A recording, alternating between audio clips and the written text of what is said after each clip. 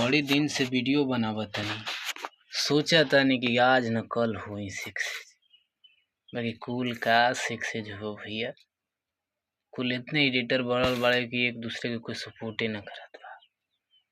लेकिन धन्यवाद, मैं मिथुन प्रेमी भोजपुरी सिंगर अपना स्ट्रगल में 2011 से मेहनत कर रहा हूँ, आज तक कामयाब नहीं हुआ।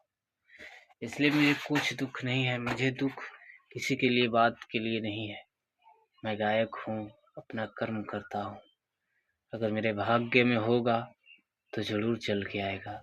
दोस्त, जाते जाते एक शायरी कह देता हूँ,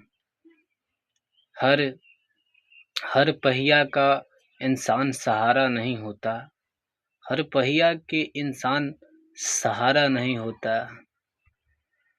और हर नजराना का कोई आशिक दीवाना नहीं होता।